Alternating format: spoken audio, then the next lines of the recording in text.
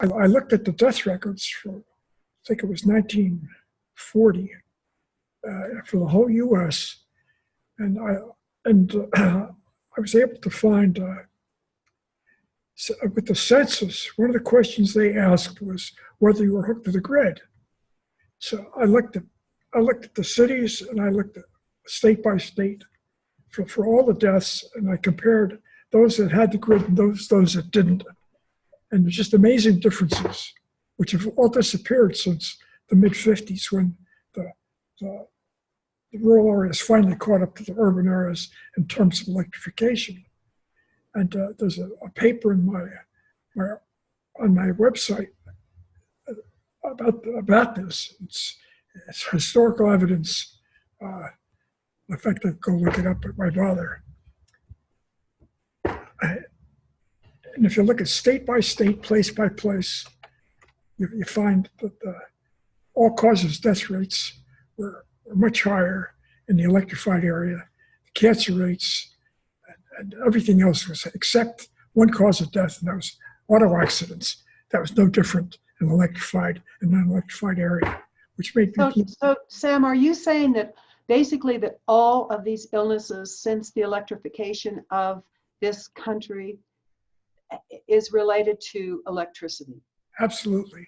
And wouldn't it really surprise me? Well, you know, I go back to childhood leukemia. I figured, hey, look, if we figure this out, we can figure everything out. So there's a study on my website about childhood leukemia, and we showed that that's strictly electrification caused. The kids are at age 2 through 4. Their mothers got exposed, or they got exposed. And you still don't see it in places without electricity. And the one that really surprised me was suicide. That's an EMF disease.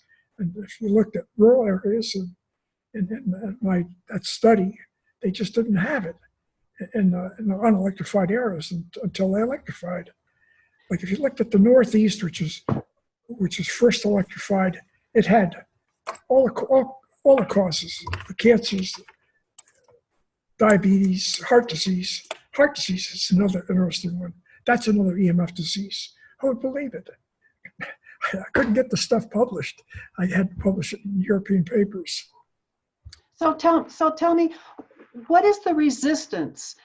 We've had resistance to asbestos and asbestosis, to cigarettes and the cause of lung cancer from cigarettes, and we've had with the oil industry and the fracking and all the toxic chemicals and their resistance. And I mean, it builds up a case that industry seems to have our government agencies bought and sold, or what is it? I mean, you worked as a public health physician. I think all that stuff is, it varies so much from place to place. The one thing that doesn't vary from place to place is electricity. And there's no absent to that. If you look country by country, or when wars happen, like the death rate dropped in Cuba when the Russians pulled out their money, and the countries in Europe that got occupied by the Nazis, everybody said, well, it's due to caloric restriction. Hell no, it's due to the fact that they weren't working and electricity production was way down. Now, unfortunately, everything is caused by electricity. So you asked about resistance. I think there's probably, like any other carcinogen, some people are a lot more resistant than others, probably genetically. But I don't think we're that resistant anymore, because the ground current has been going up forever. And this year might be an exception, but the last 3 years were the first, or were the rarest times that we've had an increase in death rate and a drop in longevity for the whole population of this country. And I've written to the people who collect that data, and they haven't responded. Well, that's probably not a surprise. So you called your book Dirty Electricity. Many of us do not understand that term. Could you explain what it is? Well, how is it different from electricity, or are they the same, and how does it harm us? Well, electricity in this country is 50, 60 hertz alternating, and it's a nice clean sine wave if you look at it on an oscilloscope. In Europe, it's 50 hertz, and their grid's different than ours in that all return current goes back through the wires. In this country, all the electricity used to go back through the wires, but World War II was the first wireless exposure radar, was developed in radar ranges, etc. Now, I mean, the computer I'm sitting on here it's a DC, runs on direct current, and yet it's being fed with alternating current, and it's got a little gizmo in there which changes the AC to DC. Well, those things put out dirty electricity. What they do is they corrupt the sine wave. If you look at the sine wave in a dirty house, it's got all kinds of crap writing on it that's not present in a clean house. So electricity isn't clean, but it's dirty. Electricity is dirty in that it's got all sorts of harmonics and other frequencies riding on the stuff that's being delivered by your utility. And you don't pay for it either. And you were making it. The utilities don't make it. They make 60 cycle AC. But all the radar range, the computer, the routers, and the wireless cell phones, all that stuff corrupts the return current. And in this country, that means that the stuff going back to the substation is a lot dirtier than when it came, because it was clean when it came and we dirty it up. And unfortunately, the problem with solar, if you're connected to the grid, solar and wind power give you dirty electricity because they've all got the inverter. And every house I've been in with an inverter has got dirty electricity. And if it's solar, it's when the sun's up. So are you saying that in spite of the fact that solar is a clean energy from the fact that we bring it in from the sun, we're being exposed through the inverter to dirty electricity, and that can be harming our health? Absolutely. If our batteries are in our house? Absolutely. And I've cleaned up a lot of solar houses. It's the only way to fix it is to run DC systems. In other words, have solar, batteries, and you can run most of the stuff we run on DC. And I can't afford it here, but if I had enough dough, I'd do it right now. It's not very sunny up here. Whereabouts in New Mexico are you? I'm in New Mexico, so Right. I'm northeastern. I'm south of Taos and east of Santa Fe in a box canyon. Oh, good. So I have lots and lots of sun.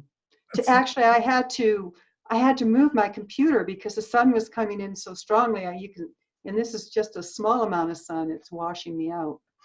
But You've got a clock back there ticking away behind you. uh-huh. I can see Yeah. it. Tick tock, tick tock. So You're Washington. let It's me been go raining ahead. every day. Oh, yes, I've been hearing. I was in Oregon for a while, and I've been watching their weather as well. So is there any difference in terms of if we have a buried electrical line versus one that's overhead? Does that matter at all? Is there any health savings? Does it help us? Does it just create more electrification of the earth? I mean, what would you talk a little bit about that?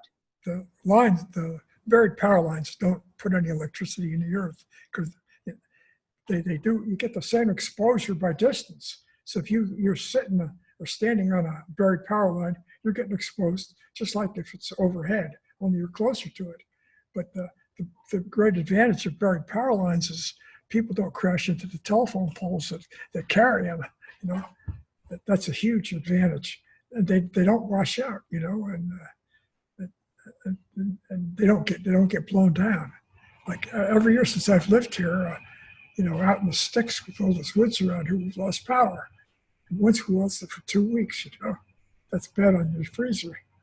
Well, it's bad on the freezer, but good on one's health if we're not relying upon refrigerated food. But so there's no advantage. In fact, if we're walking on a buried power line, we're being exposed more greatly because usually they don't bury them more than 3 or 4 feet. Exposure to power lines is a matter of distance. If you're Okay. far away from it, you're okay. If you're close to it, it's no good. Okay. So, we've had electricity for 150 years almost. Yeah. We've grown up with it. It's ubiquitous. It's what we've normalized it into our lives. And every technology that has been built since then has been built upon it. And so today we have a whole new kind of we have this birth of wireless that everybody has access to. It's not just limited to radar from World War II. And so we have the wireless technologies. So how are the wireless technologies, the radio wave frequencies, and the electromagnetic frequencies from wires, how are they similar and how are they different? And how do they impact us? The difference in how they expose you. The worst exposure is cell phone, because you put the thing up against your head. I mean, I've never ever put the thing against my ear. It's always out here for the briefest time I can do it. And I only use it for emergencies. And I think that's smart. You see people in airports, planes, buses, they're just staring at their goddamn at their cell phone. Pardon the curse, but that's what I think about them. It's a function of frequency. And you can measure frequency with an oscilloscope or other devices. And they forced wireless into schools, and it's terrible. I mean, it just makes people sick. It kills people. But nobody is wised up to that.